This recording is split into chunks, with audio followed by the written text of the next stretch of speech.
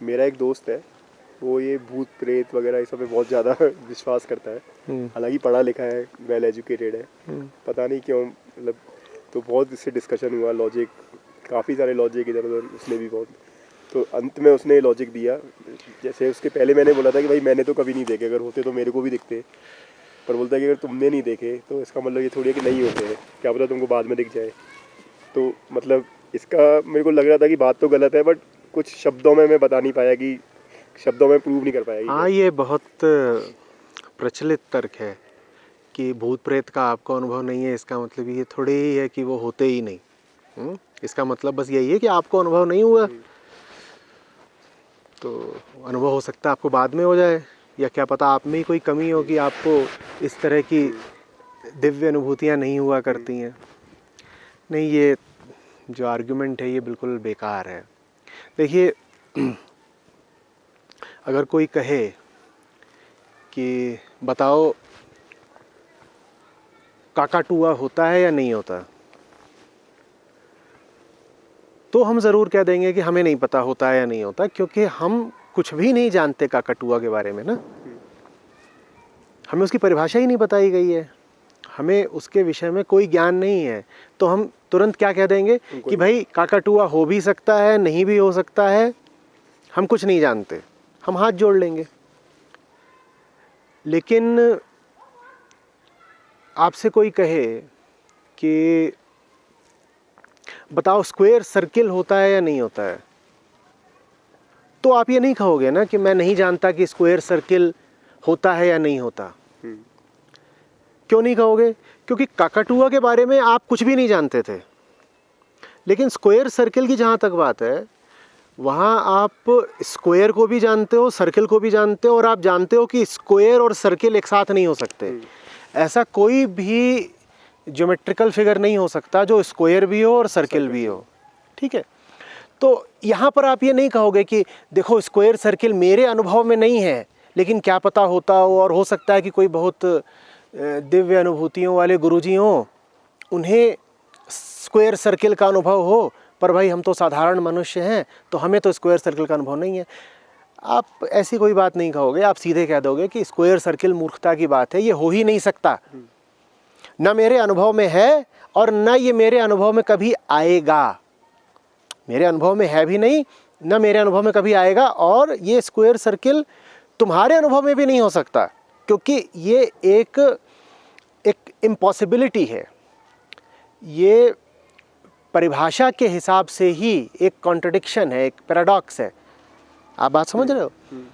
तो ये जिनको भूत प्रेत कहा जाता है, अगर हम इनके बारे में बिल्कुल कुछ भी नहीं जानते होते, तो मैं हाथ जोड़ के कह देता कि माफ़ करिए, मैं नहीं जानता हूँ भूत प्रेत होते हैं कि नहीं होते हैं। लेकिन भूत प्रेत आपने परिभाषित कर रखे हैं, और मैं उस परिभाषा को लेकर के कह रहा हूँ कि भूत प्रेत नहीं हो सकते। ठीक वैसे जैसे मैं स्क्वायर और सर्किल की परिभाषा को लेकर के कह रहा हूँ कि स्क्वायर सर्किल नहीं हो सकता, वैसे ही मैं आपने जो परिभाषा दी है भूत प्रेत की, उसको लेके कह रहा हूँ भूत प्रेत नहीं हो सकते। आप कहते हो कि शरीर के मरने के बाद शरीर से कोई चीज़ निकल जाती है, वो भूत बन जाती है और वो हवा में इधर उधर डोलती है। आपने दो विषयों के बारे में कोई दावा कर दिया, आपने शरीर के बारे में कोई दावा कर दिया, और आपने स्पेस के बारे में, एटमॉस्फेयर के बारे में कोई दावा कर दिया। पहली बात तो आपने कहा कि शरीर से कोई चीज़ निकल जाती है। मैं शरीर को तो जानता हूँ ना, और शरीर की तो परिभाषा पता है ना, तो मैं जानता हूँ कि शरीर से कोई भी चैतन्य तत्व निकल नहीं सकता। मटेरियल होता है पूरा, शरीर मटेरियल होता है, और शरीर से जो कुछ निकलता है वो मटेरियल ही होता है। दूसरी बात, मैं स्पेस को भी जानता हूँ, मैं ये भी जानता हूँ कि स्पेस में जो कुछ है वो भी मटेरियल होता है।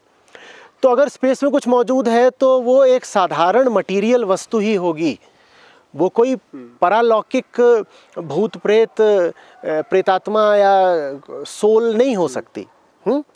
तो इसलिए ये जो तर्क है कि जिस चीज़ का आपको अनुभव नहीं है आप उसका खंडन क्यों कर रहे हैं, बहुत ही बेहुदा और मूर्खतापूर्ण तर्क है।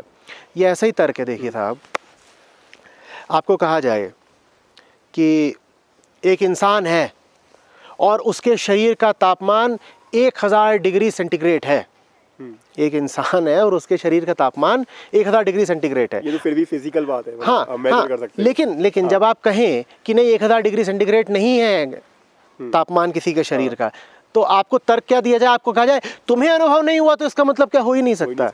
तो ये जितने भी भूत प्रेतवादी होते हैं और ये जो अंधविश्वास फैलाने वाला पूरा एक अभियान है, इनका सबसे जो फेवरेट तर्क है वो यही है, क्या?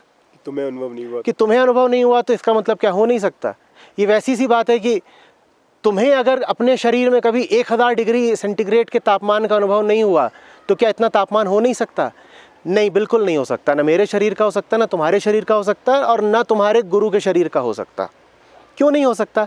अरे भाई, मैं अनुभव नहीं करा हूँ कभी कि 1000 डिग्री सेंटीग्रेड तापमान होने पर शरीर कैसा होता है, लेकिन मैं शरीर को तो जानता हूँ ना, मैं इस खाल को तो जानता हूँ ना, मैं हड्डी को तो जानता हूँ ना, पानी से बना है, और मैं पानी को तो जानता हूँ ना। मुझे मालूम है कि शरीर में 70% तो पानी है। 1000 डिग्री तुम तापमान कर दोगे तो पानी कहाँ बचेगा?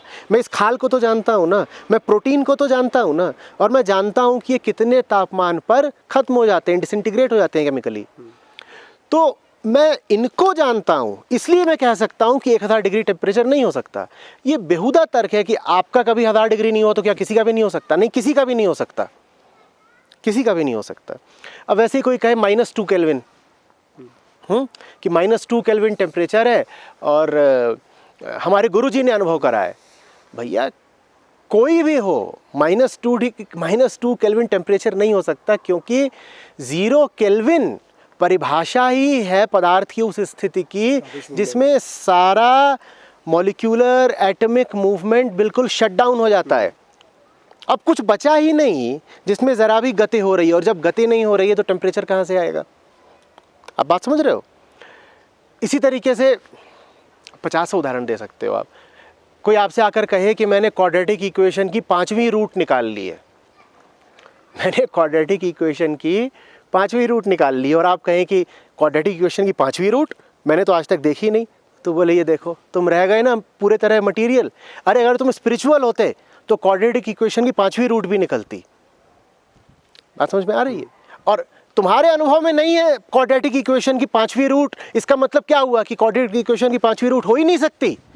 ये बड़ा तर्क चलता है कि तुम्हारे अनुभव में नहीं है ना भाई। अरे अनुभव की बात नहीं है, आप जो बात बोल रहे हो वो चीज़ की परिभाषा के ही विरुद्ध है। 5 रूट हो सकती हैं, पर फिर वो 5th डिग्री पॉलिनोमियल होना चाहिए ना, फिर उसकी 5 हो जाएंगी। मैं नहीं कह रहा कि 5 रूट नहीं हो सकती, पर आपने जो इक्वेशन रची है, आपके सामने जो इक्वेशन समीकरण रखा हुआ है, वो है ही x² की टर्म्स में। ax² + bx + c = 0, ये आपके हाथ में है। इसकी आप 5वीं रूट कहाँ से निकाल लाओगे?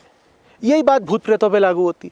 तुम भूत प्रेतों के विषय में जो भी कुछ कह रहे हो उसका संबंध मटीरियल से है, इस शरीर से है। तुम भूत प्रेतों के विषय में जो कुछ कह रहे हो उसका संबंध टाइम और स्पेस से है।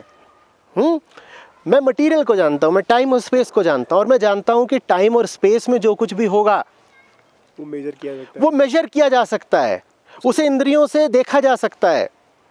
और इंद्रियों से अगर कुछ भी देखा जा रहा है तो मटीरियल ही है। तो अगर कोई कहे कि मैंने भूत देखे हैं, तो साहब आपने कुछ मटीरियल ही देखा होगा, क्योंकि ये जो मटीरियल आँख है ये डिज़ाइंड ही है सिर्फ मटीरियल चीज़ों को देखने के लिए, क्योंकि इसमें जो सारा एक्सपीरियंस होता है किसके माध्यम से होता है? लाइट के माध्यम से होता है। भाई थोड़ा भी अगर आप आँख की संरचना को पढ़ेंगे तो आप समझ जाएंगे कि आँख सिर्फ मटीरियल को देख सकती है। उदाहरण के लिए मैं ये पेड़ कैसे देख पा रहा हूँ? पीछे सूरज है, सूरज की रोशनी इस पेड़ पर पड़ती है, तो इस पेड़ से सूरज की रोशनी रिफ्लेक्ट होकर मेरी आंख में आती है। रोशनी रिफ्लेक्ट हो सके इसके लिए क्या ज़रूरी है? रोशनी के रास्ते में क्या आए? कोई अवरोध आए। कैसा मटेरियल बैरियर? कोई भी सॉलिड में कोई ऐसी चीज़ आनी चाहिए जो रोशनी को आगे नहीं जाने देगी। वो मटेरियल होनी चाहिए जो रोशनी को रोक देगी और रोशनी उससे टकरा करके उससे वापस आ जाएगी। तो अगर आप कह रहे हो कि आपने भूत प्रेत देखे हैं, तो इसका मतलब ये है कि रोशनी जो है भूत प्रेत के शरीर से टकरा करके आपकी आंख तक आ रही है।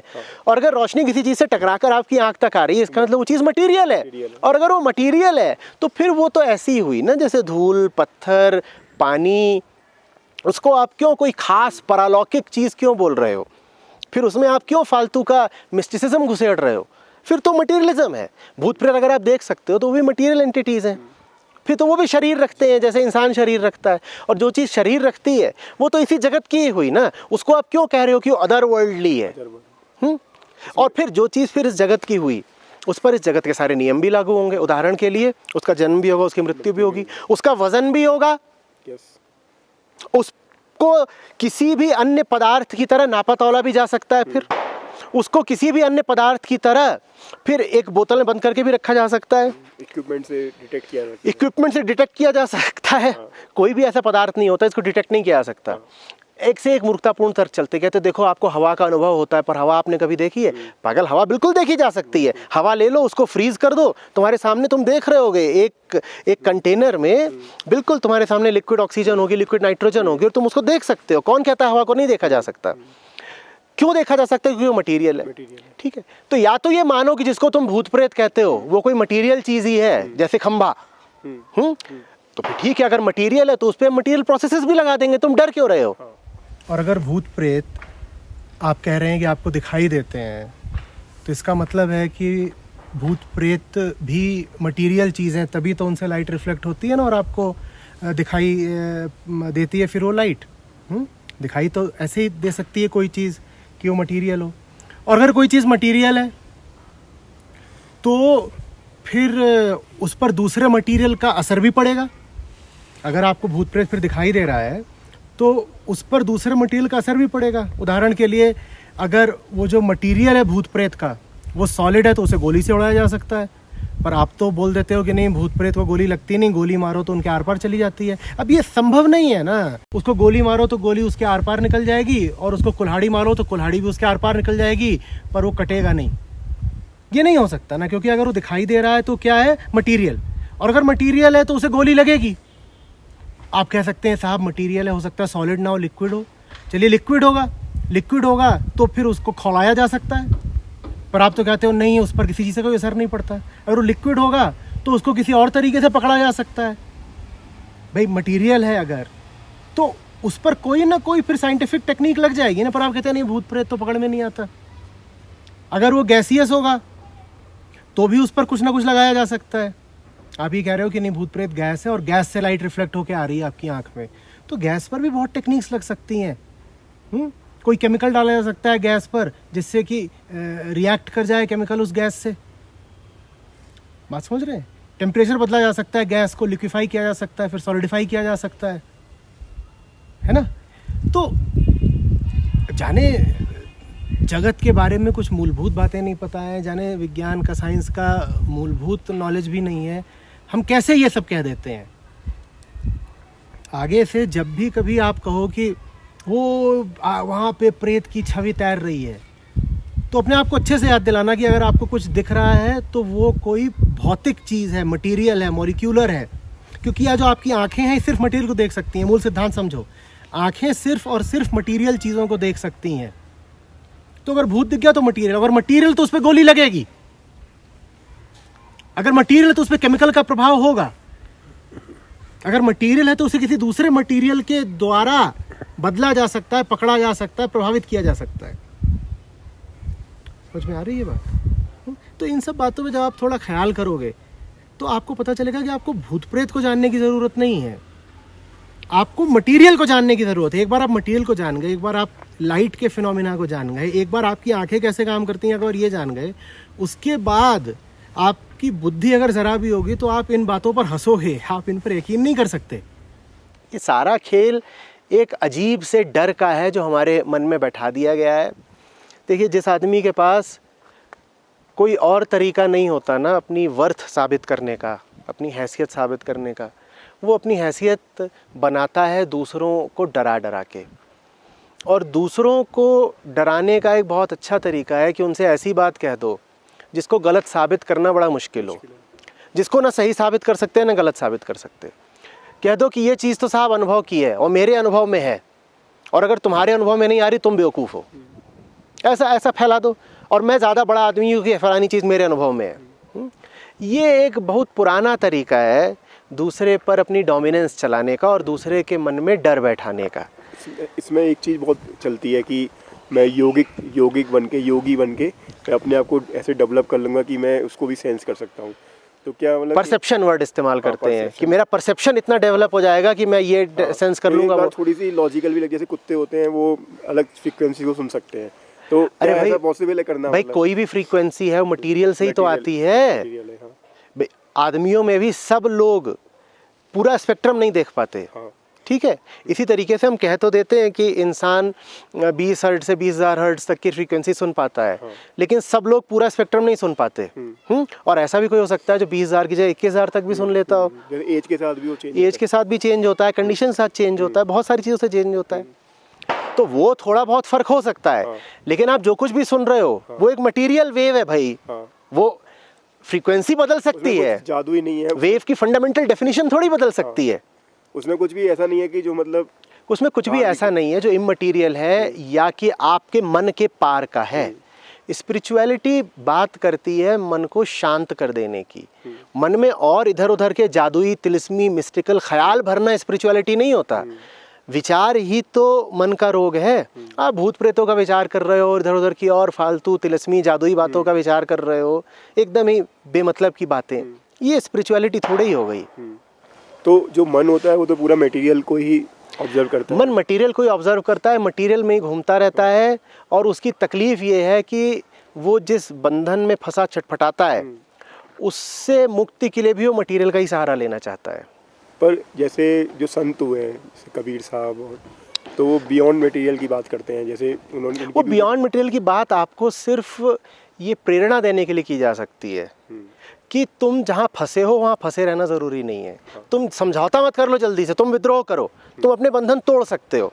और बंधनों को तोड़ने का ही नाम मुक्ति है। मुक्ति कोई अलग अवस्था नहीं होती। मुक्ति कोई अलग अवस्था क्यों नहीं होती? क्योंकि मुक्ति में अवस्था का अनुभव करने वाला ही बचा नहीं है, तो किसकी अवस्था? भैया एक बात बताइए, आप मैटर की स्टेट्स की बात कर सकते हैं, ठीक है, आप कह सकते हैं सॉलिड, लिक्विड, गैसियस, प्लाज्मा। आप एक 5वीं स्टेट की बात कर सकते हैं जो अभी अभी साइंटिस्ट्स ने पहली बार क्रिएट करी है, थोड़े लंबे समय के लिए, 6 मिनट के लिए। तो आप मैटर की स्टेट्स की बात कर सकते हैं, पर कोई भी स्टेट हो उसके मूल में तो मैटर ही है ना, है तो मैटर ही ना। मुक्ति का मतलब होता है कि आप सारी अवस्थाओं से आइडेंटिफाई होने की बेमतलब की ज़रूरत से आज़ाद हो गए। अब मैटर की स्टेट्स चलती रहेंगी, आपको समझ में आ गया कि मुझे इनसे तादाद में नहीं रखना, आइडेंटिफिकेशन नहीं रखना, ये मुक्ति है। नहीं कि कुछ और इसका मतलब ये नहीं कि मुक्ति भी अपने आप में एक और स्टेट हो गई, कि 4 स्टेट तो पहले ही होती थी। ये मैटर की 4 स्टेट होती हैं, चेतना की भी 3 स्टेट्स होती हैं। तो आप कहने लग जाए कि मुक्ति एक 4थी या 5वीं स्टेट होती है। हवा में उड़ने लगे तो मुक्त हो गए। कि हवा, जो हवा में उड़ रहा है वो मुक्त है? नहीं, हवा में उड़ना कहाँ से मुक्ति हो गई? हवा में तो शरीर ही तो उड़ रहा है। अभी भी आप शरीर से बंधे ही हुए हो, तो मुक्त कहाँ से हो गए? और जो बोला शरीर से बाहर निकल गया, तो जो निकल गया वो, जो बाहर निकल गया शरीर से, वो भी मुक्त कहाँ हो गया? क्योंकि वो अभी भी इधर उधर की चीज़ों का अनुभव तो कर ही रहा है। अनुभोक्ता ही तो बंधन है, जो अनुभव कर रहा है वही तो बंधन है अपना, तो मुक्त कहाँ से हो गया? याद रखिए, जगत संबंधित आपको जितने भी अनुभव होते हैं वो अनुभव मटेरियल के, पदार्थ के ही होते हैं। आप किसी चीज़ को देख पा रहे हैं, वो मटेरियल होगा, पदार्थ। आप किसी चीज़ को सुन पा रहे हैं, वो मटेरियल होगा, पदार्थ। आपको किसी चीज़ का अनुभव हो रहा है, जैसे हवा चल रही है, आपको अनुभव हो रहा है, तो वो भी मटेरियल है, पदार्थ है। तो आप भले ही ये कहें कि नहीं मैंने भूत देखा नहीं, पर उसका अनुभव करा है। बाहर के जितने भी अनुभव होते हैं वो सारे के सारे अनुभव पदार्थ के ही होते हैं। कोई ये भी कह सकता है कि नहीं वो बाहर का अनुभव नहीं है, मुझे तो भीतर से अनुभव उठता है। भीतर से जो आपका अनुभव उठ रहा है वो बस एक मानसिक चीज़ होती है। जैसे सपने में आपको बहुत अनुभव हो जाते हैं, इसका मतलब ये थोड़ी है कि सपनों की कोई यथार्थ सत्ता है। और जिस आदमी को बहुत ज़्यादा ऐसे अनुभव हो रहे होते हैं अंदर ही अंदर, जो किसी और को नहीं हो रहे होते, जानते हो ऐसे आदमी को क्या बोलते हैं? पागल। एक पागल घूम रहा हो सड़क पर, तुम देखो वो ऐसी हवा में उधर बात कर रहा होता है, उसको 50 ऐसे अनुभव हो रहे होते हैं अपने अंदर जो आपको नहीं हो रहे। तो वो कोई विजडम की या अध्यात्म की स्थिति नहीं है, वो इंसेनिटी है, वो पागलपन है। अगर कोई कहे मुझे ऐसा अनुभव होता है, वैसा अनुभव होता है जो आम लोगों को नहीं होता, तो उसको इंसेन मानो, पागल मानो, उसे आध्यात्मिक नहीं मानते हैं। और बाहर की दुनिया का एक एक अनुभव मटेरियल रिलेटेड ही होता है, चाहे आँखों से देखा गया हो, चाहे गंध सूंघी गई हो, चाहे कानों से सुना गया हो, चाहे लगा हो कि आपको कोई हौले से स्पर्श कर गया, उसके लिए मटेरियल चाहिए, उसके बिना आपको कोई अनुभव नहीं हो सकता। ये कुछ मूल बातें हैं जो हमें याद रखनी होंगी। और याद रखो, ये ज्ञान मैं भूत प्रेत के बारे में नहीं दे रहा हूँ, मैं तुम्हें ये नहीं समझा रहा हूँ कि भूत प्रेत क्या होते हैं। ये ज्ञान शरीर के बारे में है, ये ज्ञान आँखों इंद्रियों के बारे में है, ये ज्ञान जगत के बारे में है, पदार्थ के बारे में है, ठीक है। इनके बारे में जानो, ये चीज़ असली है। इनके बारे में जान गए तो वैसे ही कोई फिजूल बात फिर करोगे नहीं। तो ये सब फिजूल बातें हैं जो उड़ाई जा रही हैं और उनके पक्ष में बड़े फिजूल तर्क दिए जाते हैं, इनमें नहीं पढ़ना चाहिए। इसमें पढ़े लिखे लोग कैसे इस पे विश्वास कर लेते हैं? देखिए, आदमी पढ़ा लिखा हो या अनपढ़ हो, अंधविश्वास उसमें रहता ही है, क्योंकि सच नहीं जानते ना लोग। जब सच नहीं जानते तो मन में हमेशा एक डर, एक संदेह बना रहता है कि क्या पता क्या चीज़ होती है, हमें तो पता नहीं। तो इंसान के सामने जब कोई खौफनाक डरावनी बात लाई जाती है उसको डोमिनेट करने के लिए, तो सोचता है कौन रिस्क ले ये कहने का कि ये चीज़ नहीं होती। भाई हमने कह दिया भूत नहीं होते, और इस चक्कर में भूत राजा नाराज़ हो गए और भूत राजा ने हमारा कुछ अनिष्ट कर दिया, तो कौन रिस्क ले। इससे अच्छा बोल दो हाँ साहब भूत होते हैं, बोलो क्या करना है, भूत को चढ़ाना है, हम चढ़ा देंगे। गुरुजी वहाँ बैठ के ज्ञान दे रहे हैं कि भूत होते हैं और मैंने 50 तरीके के भूत पाल रखे हैं और मैंने कई तरीके के भूतों को शांत करा है, तो गुरुजी को प्रणाम कर दो, आगे बढ़ो। कौन पंगे ले? बहुत डरे हुए हैं, क्योंकि हम अंदर से डरे हुए लोग हैं, हम अंदर से डरे हुए लोग हैं। इसीलिए किसी की फालतू बात पर, कोई भी इधर उधर के वहम पर यकीन करने को हम तैयार हो जाते हैं। वही बात ना, रिस्क कौन ले। जैसे कुछ गुरु हैं जो कंटेम्प्रेरी टीचर मतलब गुरु हैं, हमेशा से रहा है। ये लोगों को डराने धमकाने की एक बहुत पुरानी परंपरा है, आज भी उसी परंपरा कुछ लोग आगे बढ़ा रहे हैं। और दूसरी तरफ सच्चे संत और ज्ञानी भी हुए हैं जिनका उद्देश्य रहा है आदमी को डर से आज़ाद करना। तो गुरुओं में भी ये दो तरह की परंपरा हमेशा रही है। एक तो ये सब रहे हैं ढोंगी पाखंडी इस तरह के, जिनका काम ही है कि तुमको डरा दें, और वो डराने का उद्देश्य बस यही होता है कि तुमको डोमिनेट करके अपना उल्लू सीधा कर लें, तुम्हारी जेब साफ कर दें, यही उनका उद्देश्य रहता है। बहुत अजीब सी चीज़ चल रही है, जैसे बड़े बड़े वैज्ञानिक साइंटिस्ट और इकोनॉमिस्ट ये सब लोग आके इंटरव्यूज़ लेते हैं और फिर वो लोग ये लॉजिक देते हैं कि चलो ठीक है गलत है, तो क्या वो लोग भी गलत है जो मतलब आके मतलब इन बातों को। हाँ, ये सब वही तरीका है ना। आप जैसे डरे हुए जीव हो तो आप लोगों के पद प्रतिष्ठा से भी डरते हो। तो कोई चीज़ आप अभी जानते नहीं हो कि सही है या गलत है, तो उसको आपकी नज़र में सही साबित करने के लिए ले आओ, किसी को ले आओ। अब कोई टॉप एथलीट है, उसको ले आए और उसकी किसी तांत्रिक से बात कराई जा रही है, तो लोग बहुत उससे इम्प्रेस हो जाएंगे, प्रभावित हो जाएंगे। लोग कहेंगे देखो इतना बड़ा एथलीट है, ये तो और ये रैशनल होगा। हाँ, तो नहीं, रैशनल वो नहीं सोचते, रैशनल भी नहीं सोचते। वो कहते हैं इतना बड़ा एथलीट है, बड़ा आदमी है, ये जो टीवी पे आता है, तो ये जो बोल रहा होगा सही होगा। अरे भैया, बड़ा एथलीट है तो क्या हो गया? इससे ये थोड़ी हो जाता है कि उसका मन साफ है या मन सुलझा हुआ है। लेकिन उस एथलीट के साथ इंटरव्यू अरेंज करा करके अब ये तांत्रिक बाबा चारों तरफ ये सबको साबित कर देंगे और इम्प्रेस कर देंगे कि देखो मुझे तो बड़े बड़े लोग सुनते हैं, तो मैं गलत कैसे हो सकता हूँ? और क्या वो इतने जो बड़े बड़े लोग मुझसे सुन रहे हैं, बात कर रहे हैं, क्या वो सब गलत ही हैं? आम आदमी ऐसे ही चलता है। आपको कोई चीज़ जब कोई कंपनी चाहती है कि आप खरीद लो, तो क्या करती है? वो कोई बड़ा आदमी ले आती है और वो बड़ा आदमी विज्ञापन दे रहा होता है। आप गंजे हो बिल्कुल, ठीक है, और एक क्रिकेटर आ रहा है और वो कंघी का विज्ञापन दे रहा है टीवी पर, और आप बिल्कुल इम्प्रेस हो जाओगे, वाह वाह वाह, क्रिकेटर कंघी का विज्ञापन दे रहा है, आप कंघी खरीद लोगे बिना ये देखे कि वो जो चीज़ है वो आपके लिए उपयोगी भी है या नहीं है। आप डोमिनेट हो जाते हो ना पर्सनैलिटीज़ को देख के, तो वो सब काम किया जाता है। तो इसका मतलब तरीका क्या है कि लोगों में ये जागरूकता है कि क्वेश्चन करें, और मतलब एक, क्योंकि इससे देखिए तरीका क्या है,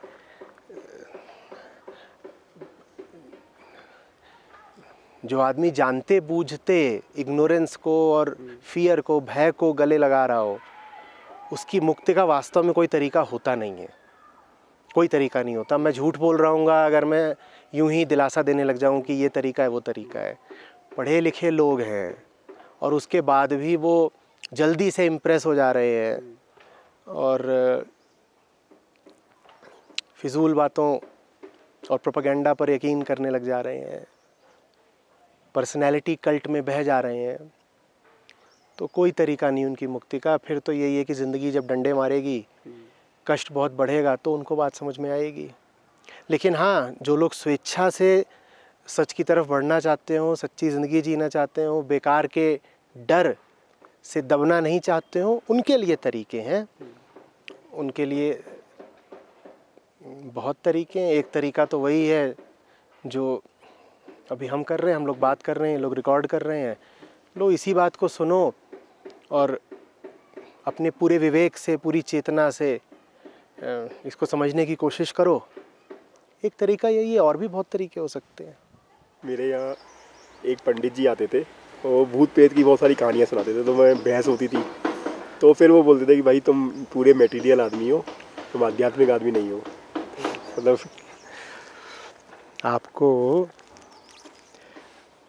आपको उनसे कहना था, पंडित जी अध्यात्म तो बोलता है कि जगत मिथ्या और ब्रह्म सत्य। पंडित जी बोल रहे हैं कि तुम भूत प्रेत नहीं मानते तो तुम आध्यात्मिक नहीं हो। अध्यात्म तो बोलता है कि जगत मिथ्या है, हाँ, और ब्रह्म सत्य है। या अध्यात्म ये बोलता है कि जगत तो मिथ्या है लेकिन भूत सत्य है। ये कौन सा अध्यात्म है जिसमें जगत तो मिथ्या है लेकिन प्रेतम सत्य है? प्रेत सत्य है, भूत सत्य है, चुड़ैल सत्य है, डायन सत्य है। ये कौन सा अध्यात्म है?